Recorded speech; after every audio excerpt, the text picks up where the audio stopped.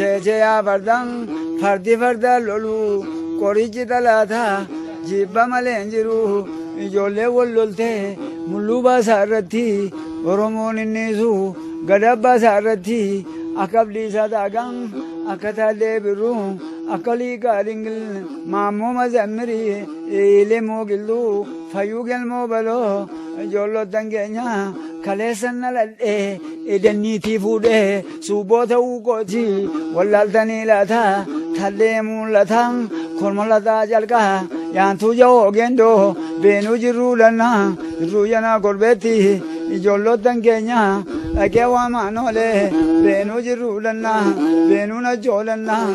Yamargana Jo, Wambaratikute, Dina Ferragute, Jolo Tangenya, Uyonsila Goti, Kankansila Goti, Muma Bantilamu Macha, Joli Urumo, Joli Noromo, Kawal Malencone, Kotio Noromo, Kawal Malencone, Wontunu Oromo, Kawal Malentole, Cheche.